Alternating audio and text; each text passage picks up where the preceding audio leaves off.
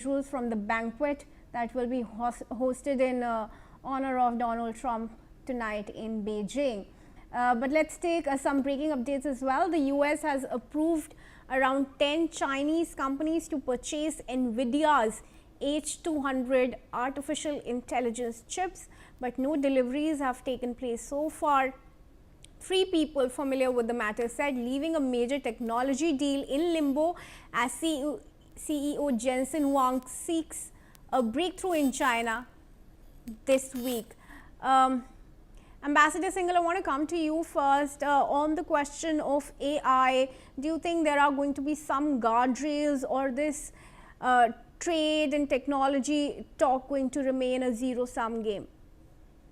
Well, this is a very interesting, the way that's everything is being portrayed, and that's what my feeling was, that the overall both sides will try to show win-win, that they have won, because a lot of things are for the domestic audience, be it shipping or be it President Trump.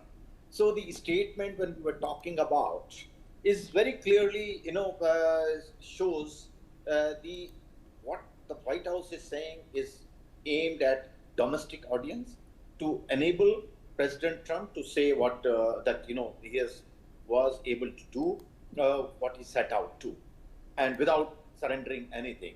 On the other hand, Chinese president and his team have already shown, or in the opening statement, what they're saying, and also there is a tweet or statement from the U.S. embassy, Chinese embassy in USA, which has enumerated the 4 red lines that these are the conversation they will have.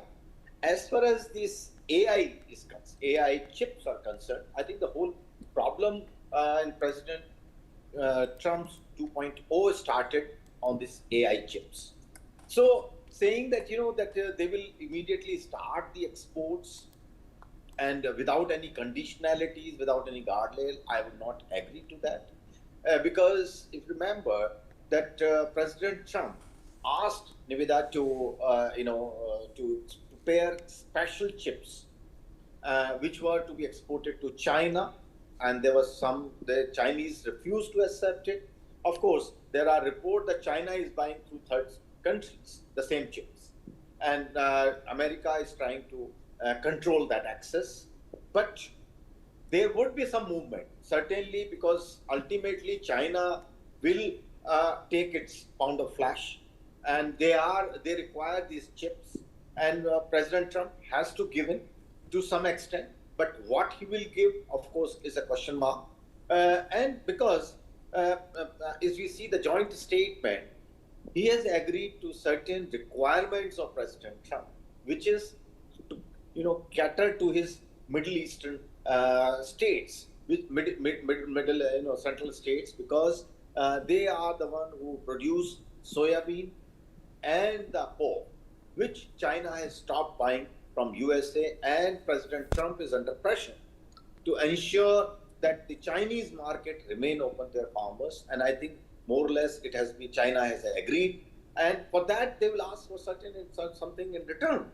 And when we talk about we are talking about the state of Hormuz, and China and USA both have agreed that state of Hormuz should be open.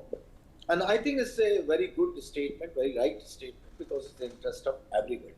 But how much Iran will abide by it, it's a question mark, because China also have a limited capability to influence Iran. And I just want to address this Iranian mediation by China in Iran. I don't see any reason for China to mediate in this issue, because China is very clear how it wants to run its global policies or politics. It never want to get involved in anything where it has become current. Because if you try to mediate between Iran and USA, Iran will demand immediately that security guarantee be given by China, which China will never give, is never given. Because when it comes to the military involvement, China is very careful that it's limited to its its area of influence, which is Taiwan and South China Sea. It does not go beyond that. Outside, it always uses diplomacy, politics, and economic power, and is doing pretty well, I would say.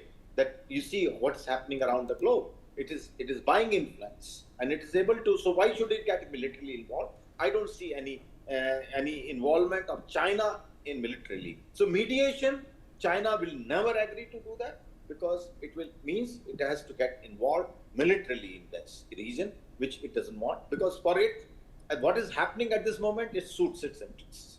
It is able to increase in influence without getting military involved. USA is bogged down and losing influence and capability in the region. So I think it's a win-win for them at this moment. All right.